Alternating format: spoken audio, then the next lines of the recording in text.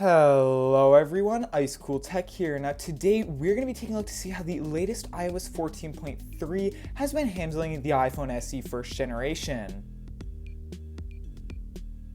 Anyways, let's get straight into the video. Now of course, taking a look at general performance, it is safe to say that this iPhone has seen no increase or decrease in performance since updating from iOS 14.2. The performance has taken a noticeable hit since iOS 13 and naturally hasn't gotten much better since then. However, for a 5-year-old processor, it can still handle most tasks that you throw at it. Now, I stand by what I said before. RAM management is just not that good on the iPhone SE first generation while running on iOS 14.3. Now, paired with this 5-year-old A9 SoC is 2GB of RAM.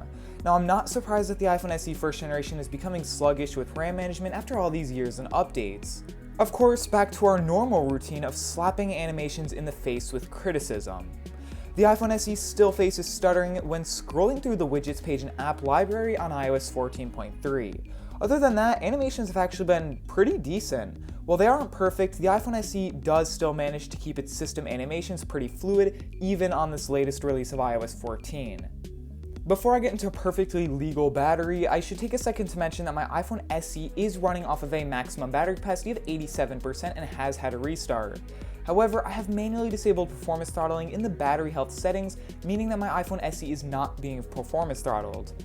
Now, battery does nothing better than suck on the iPhone SE first generation, especially while running iOS 14.3. And no, just to clarify, I don't mean that the battery sucks on the iPhone, because that would be that would be very weird. Now, the battery life is so bad that I can honestly sit on the home screen with little to no background tasks running and watch the battery percent drop by 1, then 2, then another 2, then 1, followed by, yeah, okay, you get the point. Now let's talk about standby time, shall we? Interestingly enough, after waking the iPhone SE from standby time, after about a day, I will notice a drain of about 20%. After I turn on the phone, it'll actually drop by another 10 to 15% before starting to drain by 1s and 2s like I described just seconds ago. Now, in short and simple terms, standby time is even worse than normal battery life. Now, overheating is also still an issue, but definitely reduced. I've only noticed the iPhone getting slightly warm, nothing too hot, although this is when performing mid-weight tasks, so that does make it a little bit more common than not. Now, I personally believe this is as good as it's going to get. Definitely let me know in the comments if you are experiencing any type of battery drain or overheating. Now, there's not much difference in the first generation iPhone SE on iOS 14.3 when compared to iOS 14.2, 14.1, or earlier releases of iOS 14.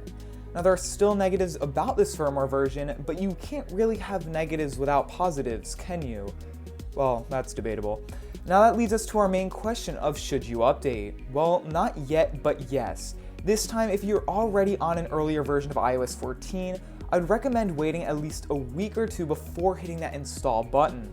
Why? Well, by waiting, it allows time to see if any surprise major issues are reported. Now take my advice or don't, that's completely up to you. Now, if you're on iOS 13.7 or earlier, I wouldn't really recommend updating unless you absolutely need to or plan on upgrading your phone anytime soon. Alright everyone, that is all I have for this video. Now, if you do have any questions or you'd just like to say hi, make sure to leave a comment down below. Of course, definitely make sure to follow me on Twitter, even though I am taking a break from that.